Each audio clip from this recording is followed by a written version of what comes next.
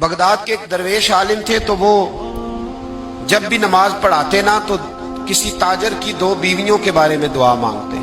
नमाज पढ़ाते तो कहते अल्लाह उस ताजर की दो बीवियों को अपनी खास रहमतें अता फरमा।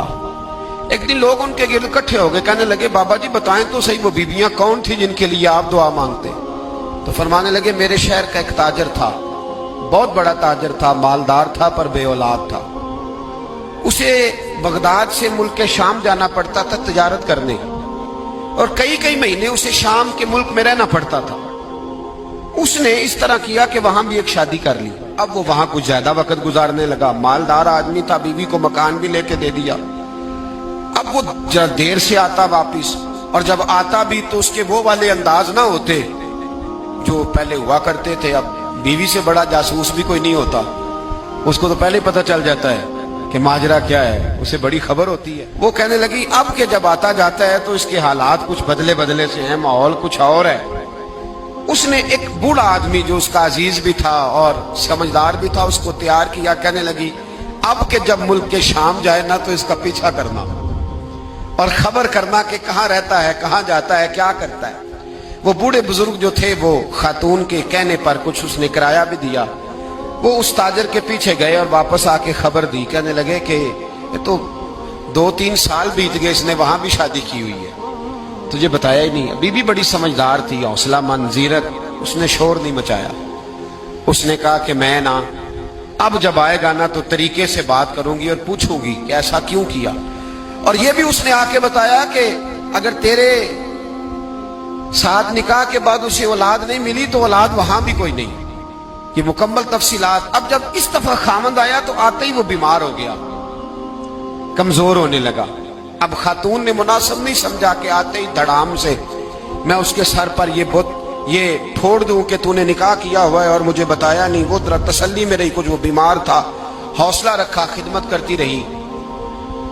कुछ दिन गुजरे तो वो ताजर इंतकाल कर गया, फौत हो गया। अब राज खुल न सका, इद्दत गुजारी, और जब सारा माल जमा किया ना तो अशरफियों की बोरियां भर गई। सारा माल उस बीबी का, 4 बोरियों में अशरफियां, 4। यहां तो पेट का दोज़ख है, माज़ अल्लाह भरता ही नहीं। हल मिन मजीद, हल मिन मजीद। वो जो कहते थे ना कि बस बाहर चला जाऊं और बाहर मैं कुछ थोड़े से पैसे कमा के 2-3 साल में लौट आऊंगा, फिर यहां आके कोई कारोबार करूंगा, वो गए हैं तो वापिस नहीं आए। वो जो कहते थे ना बस मैंने इतना सा कारोबार करना है कि मकान बन जाए, उन्होंने 4 मकान भी बना लिए हैं, लेकिन ब्रेक हल में मजीद की दौड़ है। अब 4 बोरियां उस औरत ने छुपाए रखी। कोई बंदा नहीं जानता बगदाद में कि मुल्क के शाम में ताजर की दूसरी बीवी भी है। जब वो फारिग हुई तो उसने उस बूढ़े जासूस को फिर बुलाया और 2 बोरियां ऊंट पे रखी, खुद भी साथ बैठी और मुल्क के शाम गई। अल्लाह अकबर। वह बुजुर्ग कहते हैं मैं ऐसे ही नहीं दुआ करता। उसको जाके कहने लगी मैं अकेली वारिस नहीं हूं, आधे की वारिस तू भी है।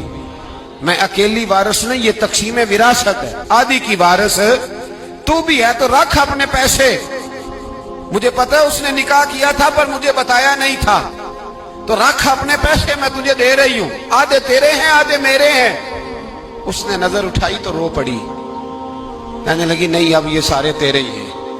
अगर तू अल्लाह से डरती है तो मैं भी रब से डरती हूँ। अगर तू मुस्तफा करीम का कलमा पढ़ती है तो मैं भी उसी नबी की मानने वाली हूँ। कहा बात क्या है, मेरा क्यों है सारा। तो वो खातून कहने लगी वो 2 साल 3 साल से मेरे साथ निकाह था और उसने बताया था मुझे कि मेरी बीवी भी है, और मैं गरीब थी तो मेरे वालिदैन को भी बताया था कि मेरी दूसरी शादी है। ये मकान उसने मुझे लेके दिया था, मेरे तमाम अखराजात वो पूरे करता था, नानो नफका का ख्याल रखता था। लेकिन अब के जब वो आया तो वो बीमार था। उसने मुझे बताया कि मुझे तबीब ने बताया है कि मैं शदीद बीमार हूं, शायद बच ना सकूं।